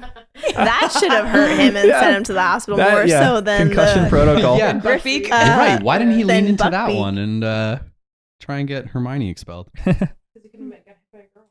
Yeah, that's true. Right. He His couldn't pride. admit he got hit by a girl. That I is true. liked when they threw the rocks through the window at them. More connection, more hints that time travel had happened before we actually got to it. Because we missed there was nothing with McGonagall handing Hermione the time turner. So we knew something was up because they kept bringing it up. Like, Hermione, how'd you get here? You weren't here a second ago. But I liked the rock throwing. It felt like a good addition to the movie. Yeah. Again, just kind of connecting the dots a little more. And then Hermione seeing the little snail shell and then realizing that she had thrown the thing herself, putting those pieces together. I thought that was good. Yeah. I didn't really like it. Yeah? Why not? I just feel like they didn't like why are they throwing rocks?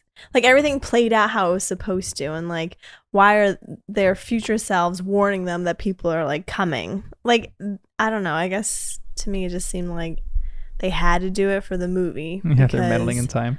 It does feel like a violation of the rules. Yeah. I just didn't like it. Yeah.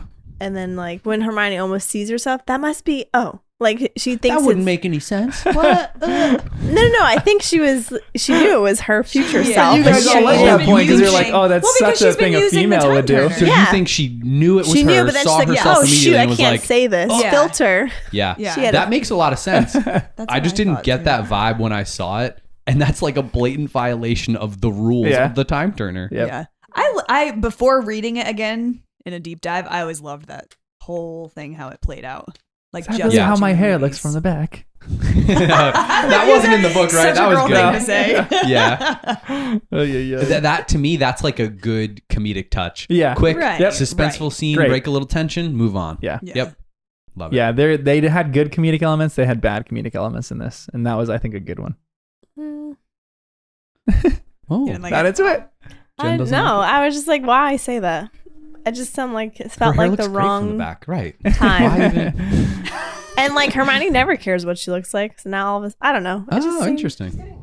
That's interesting. Yeah, You don't think she cares what she Oh. looks like? I mean, they did like. Maybe she does when Ron's nearby. I was gonna say with the whole Ron and her Mhm. thing, maybe she's getting a little more aware. But they had to do that in the movies because there's weird tension between her and Ron. In the books, Right. there's not a ton of there's anger between them, but That's not. why I'm saying maybe they had her say that Yeah, line because that's they true. added that in the movie. Yep. I feel like they're forcing that too much. In Yeah. this point in the movie, they're like, we like Ron and Hermione together, so let's start making it happen. Yeah. Yeah. But I like that it didn't end in any weird way. Like they're Yeah. still dropping hints, which they did in the second movie. They're just turning it up a little bit. I mean, at this rate, it can't be more than one or two more books before Yeah. we get to something. But I don't know. I didn't mind it. I thought it was all right. How'd you guys like when they went to the Shrieking Shack? So like this is the final kind of act in this whole movie. Oh, the whole scene. Yeah. With Sirius Black. Yep. Lupin. How did you guys like the Snape. look of the Shrieking Shack? How did you like how Sirius Black looked? All that kind of stuff. I felt like that scene was rushed too, but I guess it had to be for the movie.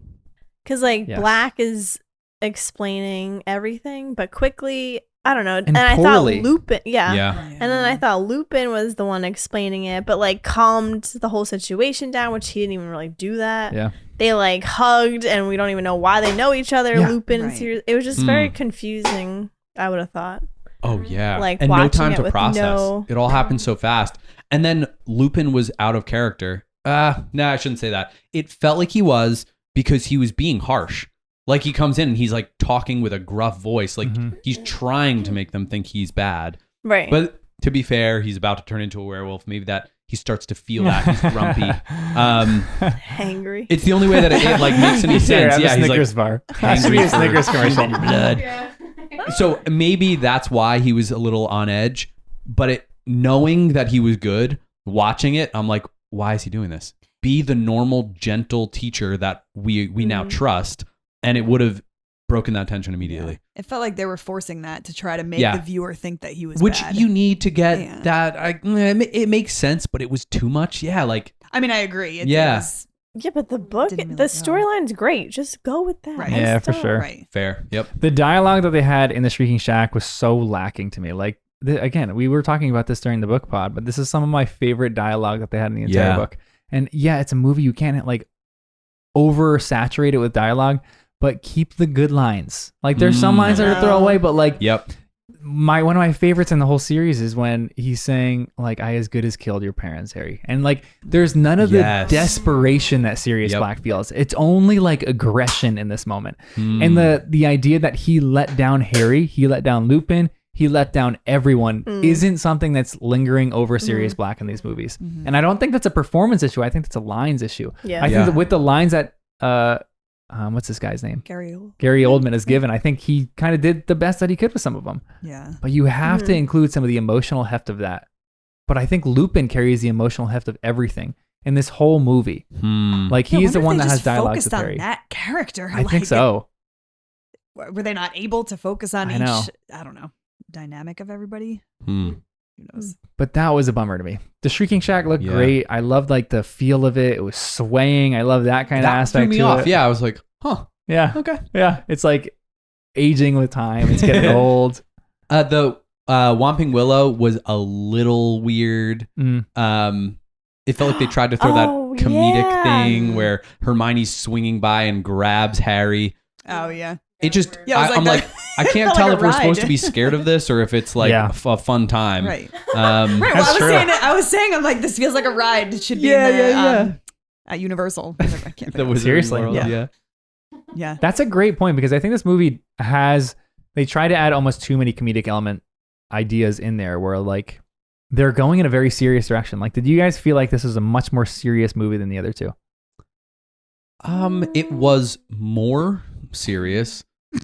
But because of Black. Yeah, because of Sirius Black. Of course. Can't escape it. But not to the degree that the book was.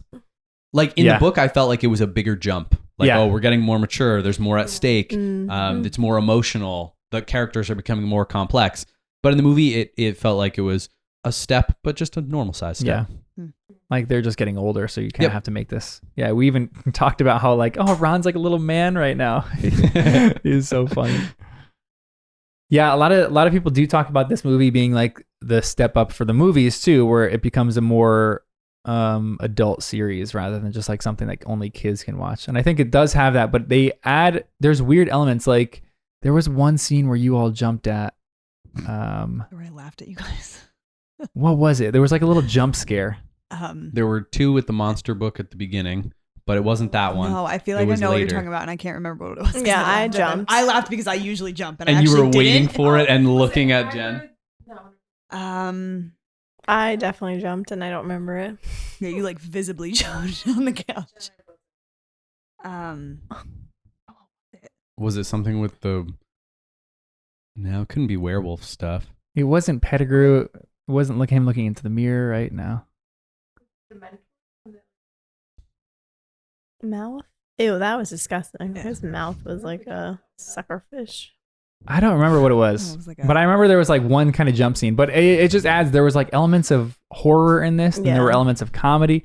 There were elements of like a serious drama in it. I think they did an interesting balance, but some of the comedic elements, I think they just should have nixed. Like, we don't need that much. I think they did better in these movies than some of the other movies, if I'm honest, because some of the other movies, it's just all up to Neville to be the comedic relief. Oh, yeah. And in these ones, Neville wasn't really in it. He wasn't in the books that much, but they kind of spaced it out between some of the characters, gave us some fun moments between characters. But yeah, that one scene where she grabs the shirt and he's like frozen in time for a second. He looks down. Uh-oh.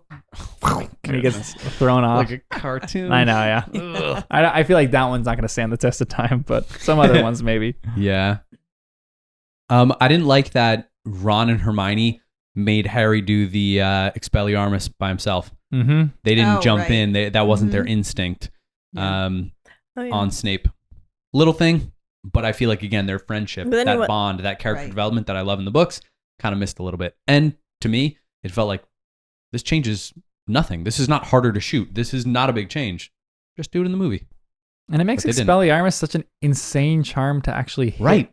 Like you have to hit him perfectly in the wrist or the arm or the wand or something like that. That's like a difficult shot. I feel like Expelliarmus, no matter where you hit him, it dispels their wand. Yeah. It doesn't knock them back 20 feet, but 3 Expelliarmuses, yes, that will knock you back. Yeah. You have to have that added component where they're all in the same, even they're all in the same mindset. Yes. One track minded, they're going to knock Snape out at this moment. Like you were mentioning, Kristen, about that in the books. Like it was just like a impulse decision, all 3 of them separately. Mm-hmm. And that shows their friendship. That shows how unified they are. Yeah. The Peter Pettigrew stuff felt a little off when he changes into human form. It felt like he kind of admitted his guilt more than he did in the book. In the book, I thought more was a mystery. It was still kind of, someone's word against someone else. We weren't fully sold, but in the movie, he didn't say it outright, but he kind of acknowledged what Lupin or Black had said.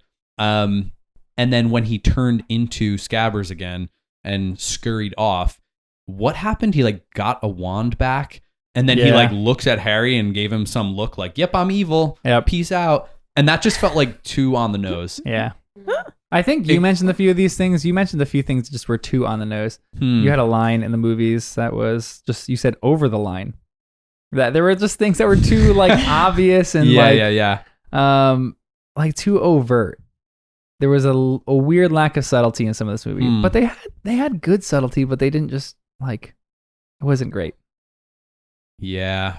Oh man. And the Harry development too was just similar but different timing wise, where he has Peter Pettigrew captured and then he openly says, "We're going to take you back to the castle and then give you to the Dementors." It's not like some fight for justice. It feels like he wants him to be tortured, which felt off compared to the books, where he was mad, but also you get a sense of justice from it. What was the line that happened too? Because you guys mentioned something. Was it in Snape's class where he said something?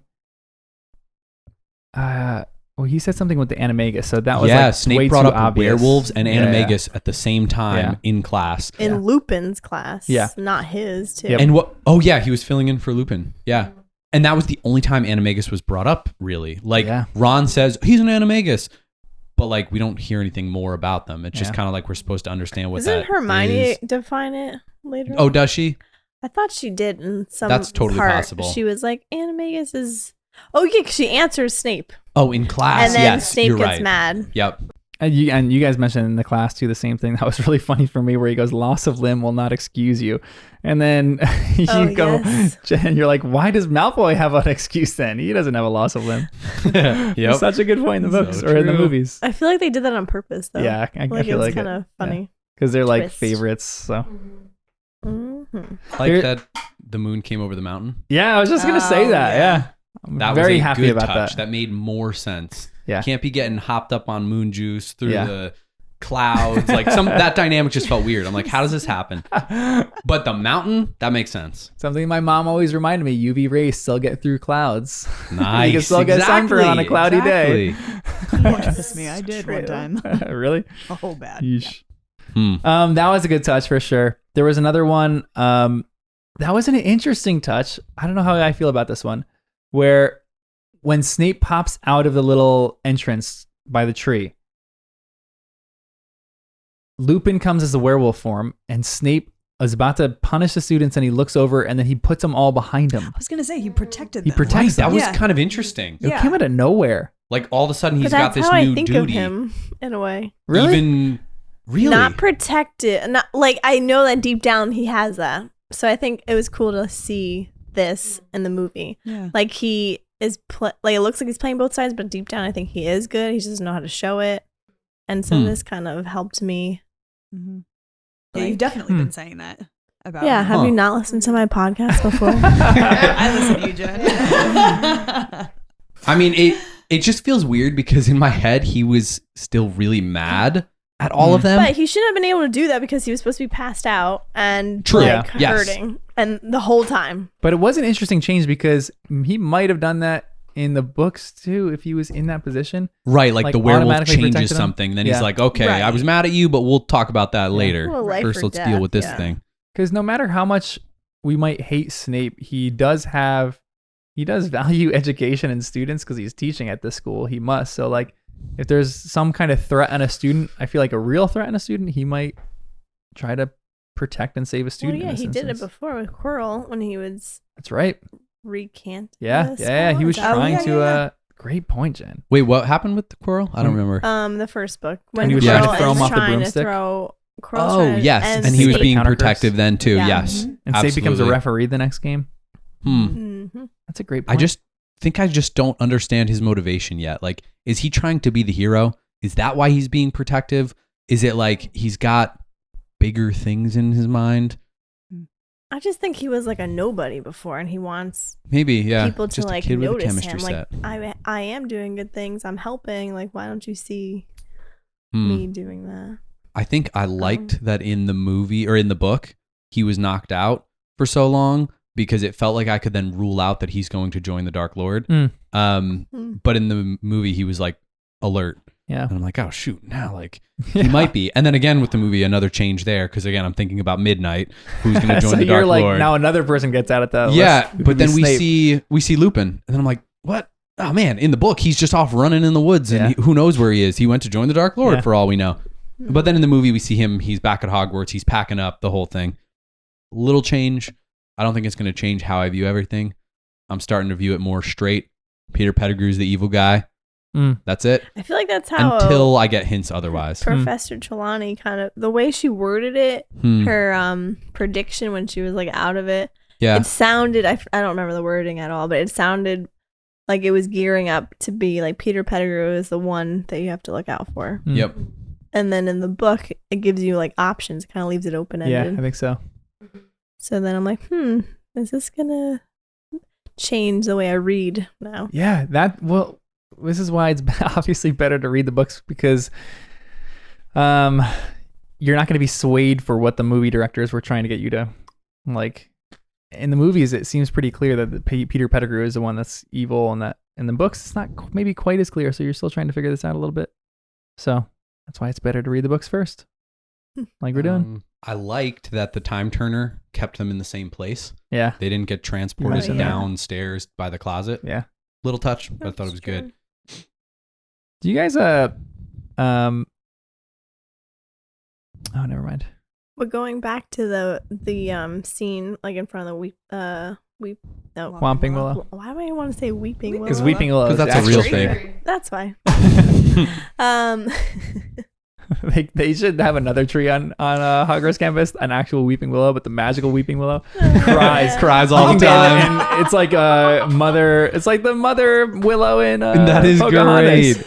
Yeah, they have willows for all the emotions. It cries with you. Aww. Wow, that's great. You can tell them breakup stories. You can tell them Hermione's over there. I didn't pass this test, and I gives you a nice little hug. It doesn't beat you. This is nice. To the violence. Little yin and yang. Well, Sirius Black turns into his dog form. Yeah. And fights. Yeah. Lupin, which felt weird. Yeah. That felt so weird. It felt like a totally different like movie / book. Like I'm like, am I watching a werewolf vampire? Like that I really felt like I was watching like a vampire movie type thing where like the werewolf comes out and I don't know. It just felt so different. That was an interesting scene for me too. I don't know how I like this line or not, but when Lupin's about to transform, Sirius literally goes up to him and just what you're saying, he like knows the procedure. So he like taps at his heart and he goes, remember who you are. This heart is who you truly are. This heart is where you live. And I don't know if I love that or not. I like it for the point of he kind of knows what to do. Maybe this is the procedure, but I don't think you're going to change. Well, then that's Lupin what I thought because I was like, wait, can he then change him? Does he have a choice? Yeah. I don't think he does. Maybe it lessens the severity a little bit. Yeah. I don't know. But then I thought it was weird. Then Hermione's like, Professor Lupin. So then I was like, oh, did she write something in her paper that she's going to say to him that's make him calm? And he's like not going to attack them. Imagine if that happened. Complete change from the movie to the book. And that's what I was waiting for. I was like, oh, this is a cool twist. And then nothing else. Yeah.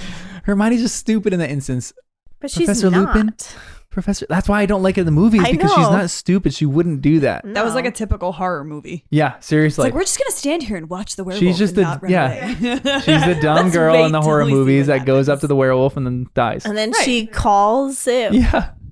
Which was Ooh. Just like that. Just like that. Exactly. Yeah, do you that kind of think drove me about crazy it? too.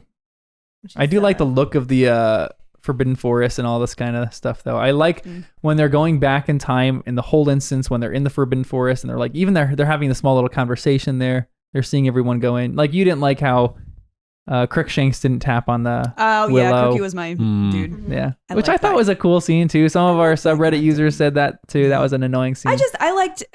I don't like that he was taken out because he was the one that was feeding yeah. black information and there was that whole thing. Yeah. You know? And then I liked that scene where he was the one to like turn the Yeah. tree off. Like he was So I actually like, a really important part. Yeah, Yeah. absolutely. He was trying to smuggle like Pettigrew out of the castle for right. black. That would have been great. if Yeah. he did. He was too small too. He should have been a bigger cat. I know. Mm. That's what we It's were funny that saying. you said that. I'm like, why bigger? I always pictured him that size. You did? You did? Like he's a cat. I No. thought we I thought we had said something. I literally pictured her in the book like this. Yeah, same. Like, Like a dog-sized dog-sized cat. All That's right, how nice. I I felt like pictured. that's how that it was Gigantic. described. What's that It like was Maine described that way. Coon? What's the Yeah. like the big? It probably was, actually. You're right. Awesome. Nailing it. What else did you guys like or not like in it? The Patronus part, I didn't like it. Oh, you didn't? Why not? No. No, they did it backwards. Like, he wasn't supposed to see the stag The in first the time. beginning. Yeah. He was supposed to just see like a Right, big the bright light. And then all the Dementors are gone, and then he wakes up and he's like Yeah. in the hospital. And then the second time he's supposed to see the stag, that's his dad. Well, I think it's his dad, as his Patronus, like going across to save Sirius and Harry from the Dementors. And then they don't even talk about it after. They don't talk about, oh, you're a Dementor. I mean, you're Dementor. Your Patronus was Yeah. a stag. That's what your dad was when he would turn. Yeah. His name was Prongs. That's why he got his. Like, Yep. they didn't go into any of that. Mm. I didn't like that. Like, they could have done the Marauders right Yeah. there in that moment, and they just didn't. You're right. Real yeah. quick, So 5 annoying. quick minutes. line, throw it I in know. there. Yeah. Dumbledore could have explained it, or Lupin. Yeah. Mm-hmm. Again, they gave Lupin Dumbledore's lines Yeah. to fill in. Which Right. he I Which like I that- liked. Yeah, I liked it, and I liked Buckbeak defeating the werewolf a little or scaring Yeah, him off. I was like, that's oh yeah, fun. nice, bringing Buckbeak back. Yeah. Yeah. I loved that whole creature. It looked so It was cool. awesome. Some of those Yeah. flying things were great. Yeah. Yeah. Yeah. Harry gliding. I can. What's the Titanic line? Oh, King of the world. Oh my gosh, that was great. You had That mentioned was this in the really beginning, Danny, but I did not like that Hermione didn't find Scabbers. Yeah. Yeah. Mm. That bugged me. Hagrid was 'Cause just you were like, mentioning- "Oh, here." For the books, how that's such an important moment in their friendship. Like, it's the peace offering for them. Right. Like, great that Hermione finds it rather than just Hagrid pulls it Yeah. out of. It was something. like she was like, "See, Yeah. my cat didn't kill it." Yeah. But Mm. Agreed. skip that over. But they didn't even have Crookshanks as Well, a character, right. so they couldn't know. do that. But yeah. What else? Anything else that you guys saw? I also, Nope. we were talking about if Lupin as a werewolf scratched Sirius black like he did when In he their was fight. a human, we were having a discussion. Was it because he was in animal form that he got attacked? So then when he turned back to his human form, he wouldn't be turned into a werewolf? But I always thought, from all my knowledge about werewolves, that if you got scratched or bit, you turned into a werewolf. Yeah. But I could be wrong. And in that, there's a very definitive thing where he like literally raises his paw and like pretty much scratches him, like throws him against the thing, it's and like not just. Mm. he's definitely got scratched in that But fight then maybe somewhere. that had to happen when they were in school, Yeah, right? maybe. Yeah, Maybe that. But That's it was I such feel an like that's a interesting point. stretch. I feel like my impression of the Ministry of Magic, they're not the kindest.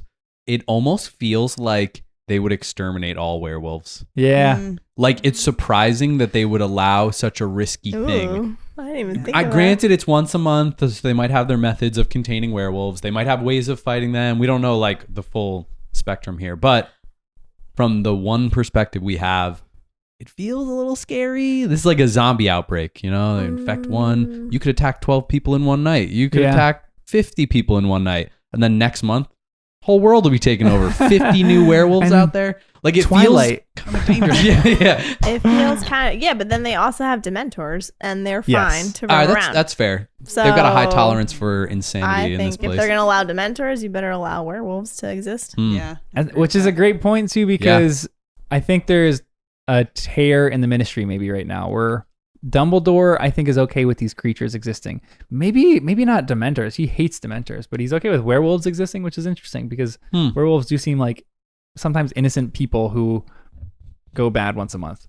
And then most of the time it's an accident. It's Yeah, not exactly, like they're for sure. choosing to Yeah. become- So Dumbledore has compassion on that, but Dumbledore has a sway in the ministry too. So maybe he's saying we can't exterminate some of these creatures because they have value, they have purpose. Whereas I feel like Fudge is just an idiot. Anything that's dangerous, he's like, let's get rid of it. But he's stupid because he doesn't. He's like, put Dementors in school. Maybe we should put dragons in front of the thing. I'm like, this guy's an idiot. He's so inconsistent with everything, which just drives me crazy. But they also didn't, now that you brought that up, it's like they didn't even talk about how Sirius Black knew that Scabbers was There's none of that in Peter there. Pettigrew because they don't talk about so Fudge true. bringing the newspaper or anything. So like all of a sudden he just appeared. And he didn't have the map either. Yeah. Visually too, that would have been such a fantastic scene where like I would have loved a scene in the Shrieking Shack where Harry or Lupin even asks, how did you know? Where did you come up with this? And all of a sudden he pulls this little newspaper clipping out of his pocket, unfolds it. He's like been looking at it this entire time. It's like got creases in it like crazy. Yes. And he just holds it up. Awesome. That would have been such a cool visual element. And it would have told, I was thinking like Alfonso flashbacks, Cuarón, but hire that's so me. simple. It would have told everything. I know, You're like even right. some simple things like that just would have made it fantastic, but they just didn't include that in there. And that's why this movie's interesting, and the rest of the movies going forward will be interesting too, because there's small and big parts that they leave out. And sometimes the small parts have more significant ramifications later on. And we can nitpick this movie every single frame and see what they added and what they didn't add. But I feel like we got a lot of the major ones. Did we miss any that you guys saw? I mean, I will keep harping on Dumbledore. The scene where where Harry and Hermione finally did it and they run back up to the hospital wing. That drives me crazy. Even what? Where they did the time or they turner did it. thing. I was trying. Oh my goodness. When they ran back when Harry and Hermione did it. Okay, let me correct it. I was gonna try to skip over it. When Harry and Hermione did the whole time they ran turner back in thing, time. and they're like, go back in time, and they fix that whole thing. Can't use it And then in that sentence. They're both up at the hospital wing, and he just goes, "Did what?" I'm like, dude, come on, you are killing me with that. Just so cold, so expressionless. It just drives me crazy a little bit. So that's something I just can't. It's not all knowing there. I know exactly. I know. But he did. If it was supposed to be sarcastic, he had no face expression to show it. Yeah, exactly. Yeah. Just pick what the book said. How about that? Thank you. Yeah. I know. And then even there's the dynamic that I really liked in the hospital ward before they're about to even do everything, where he tells people to go out. I would have loved to see that. I would have loved to see Dumbledore be like stern in this instance and be like, Severus, I need you to leave. I need to have a conversation with Harry in this moment. Like I love that part in the books where he's like kicking people out and he's like, this is a conversation that I need to have with Harry. And again, maybe they got him in last minute so they couldn't do some of these scenes, but what was your favorite and least favorite part of this movie? I'll go first. Like maybe it'll my least favorite is the lacking of the Marauders. I think that's an unforgivable sin. My favorite is the private lesson that Harry had with Lupin and the lines they changed to where he is thinking of his family. Something that it's not even a memory. It's just like a fake memory in his mind, something that he plays up. And I think that's so beautiful. Such a powerful scene. I love that. That's great. I kind of don't like, well, I already said the Patronus part I didn't really like. And I didn't really like the scene where Sirius Black and Lupin are in the Shrieking Shack where they're trying to figure out the Peter Pettigrew whole situation. I feel like I just didn't like it the visuals were great. Yeah. But I just didn't like the storyline. Like it felt like it was too rushed. I really love the hippogriff stuff. Yeah. I don't know why. I just think, well, I love horses and stuff. So I'm like, that's so magical. It would be so fun to ride one of those things. It's scary, but yeah. And there's other great ones too, but. And they also changed it as a small thing. Harry didn't like the hippogriff ride, but in the movies he loved it. Yeah, He's going, because he did the "Woo!" Titanic movie. Yeah, exactly. They had to throw that in there. And Professor Trelawney. Yeah. That was a good one too. Oh, so good. She's Sorry. fantastic. I gave more than I did a few. Yeah. Sorry. That's great. Yeah, I think the thing I didn't like you said with the Marauders, Animagus, I think for me, like the fact that James Potter barely existed, it felt too quick, a little too rushed. Favorite stuff, the visuals, cinematography, the castle, it felt more legit. It's just every movie feels more like a real place. Yeah. So I thought that was really cool. Alfonso Cuarón did a great job of just expanding the idea of the castle. This is really what becomes a permanent castle from this point on. So like, this is it, which is, he did a great job with that. I think the time travel stuff I liked. I didn't think I was going to like it. I thought it was going to come off cheesy. But I actually thought it worked. Yeah. I have to agree with you on that. Yeah. I liked it, even though it was a little, different. But yeah, that's actually thinking back when I just watched the movies. That's what I remember. And like, I knew nothing about the Marauders. Yeah. It's funny that you're bringing it up because I'm like, oh, it never even occurred to me. Right. That like, that was a thing that was supposed to be part of the story. So and I think I love when a movie feels like it's over, just like we said with the book. Like if I was watching the movie, I'd be like, it's wrapping up. We're almost done. And then all of a sudden, like, time travel. Wait, what the? Now we're going back. We're doing all this new stuff. Yeah. Whole new dynamic. So I thought that was a fun touch in the book and the story as a whole. But the movie did it well. Yeah. I also loved the scenery when Harry was riding the hippogriff. I thought that was beautiful. Yeah. Oh my gosh. Just the whole like. We were trying to figure out if that was Loch Ness or not. It's giving those vibes. It's the right size. Maybe. All right. And then final question. Who was the best character in this movie? Both. We'll do two part. Best actor and best like character. I mean, I loved Emma Thompson. Yeah. Yeah. As I think Trelawney. that's mine too. She was fantastic. She is so freaking good. Oh my gosh. So good. There was great acting on a lot of the professors' part. Yeah. Like they all did a great job. Trelawney was great. Lupin was great. Yeah, I'm going to go Lupin. Yeah? I don't like the stuff with the Shrieking Shack, but I'm not going to blame his acting ability. Yeah. I think that was just decisions made by directors and other people. But as a character, all the teaching moments, he was what I wanted him to be. Like in the books, really kind and gentle and like fun, a good teacher. And he was that. Like he nailed it. So I was like getting psyched for him. He's probably my favorite character in the movie. Yeah, he could be character and actor for me. Yeah. Maybe that's why I can't even separate the two right now. And that's a sign of a good actor. I was going to say him for character. But I feel like we said before, most of the character development, I feel like was focused on him. Yeah. I'm trying to think of other characters. His was great. I feel like McGonagall was not even in this movie. Yeah. Barely. She was in the background. I saw her like one time, but did she even have lines? I miss McGonagall. I liked Lupin's character a lot, but I also liked Sirius Black, even though we didn't get too much, and I didn't like the phrasing or like the change up of the lines from the book to the movie. But I thought like the look of him, the caringness, the love for Harry kind of was portrayed well through the actor. Yeah.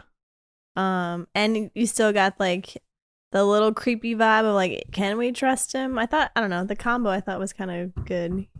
Because in the illustrated version that I showed you, he just looks like a menacing guy. Like you can't really trust him. In the, oh my goodness. In the movie, you're like, oh, Gary Oldman. I can trust him. Love that guy. That's his name. Yeah. Yeah, he was great. Rank this movie. Is it better than the other two? I liked it. I think I liked it though because I'd never seen it. Oh yeah. Oh man.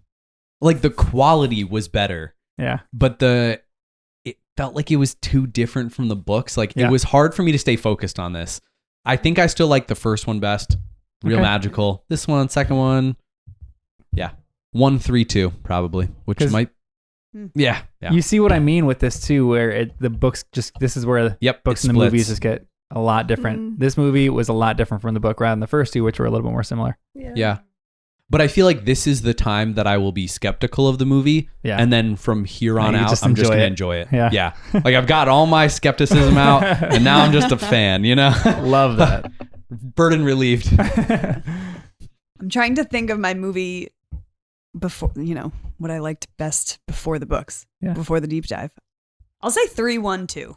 Yeah. Nice. I think that's the same for me, 3, 1, 2. Yeah, I'll go Mine with that. Would be 3, 2, 1. Yeah. Nice.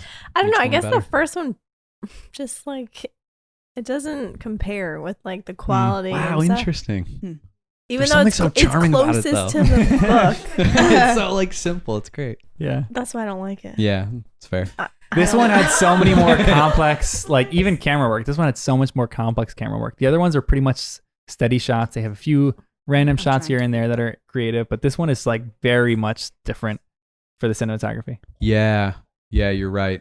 Well, also it's like there was only like a couple of scenes that they just kept reshooting at the first one, right? That's what you're saying. And this one, it's like the landscape of the whole Hogwarts, and they were throwing scenes with Lupin and Harry by the lake for no reason. Hagrid skipping rocks and stuff. Like that was all just bonus. No reason they did that. Just to kind of enhance it, make it feel more like a real world. Yeah, and it was great. Yeah, love this movie. Very different from the book, but we love it. Mm-hmm. Yeah. Wait, was there a thing at the end in honor of the actor for Dumbledore? I feel like there should have been. There should have been. Oh, there should have been. Maybe, yeah. Yeah. There probably was. I wasn't paying attention. Well, at that let's point. do it for this podcast in honor of what's his name? I don't know. Oh my! Sorry, he was in Gladiator. Oh, that too. Yes. Count of He Monte was great. Cristo too. Yeah, Count of Monte Cristo. Great guy. Yeah. Wish we knew his name. We honor you in this podcast. But thanks for joining us on our journey of Harry Potter and the First Time Readers. We will see you next time reading Goblet of Fire. Yes, we can start reading. Oh boy. We can start reading. Yes. It's so exciting.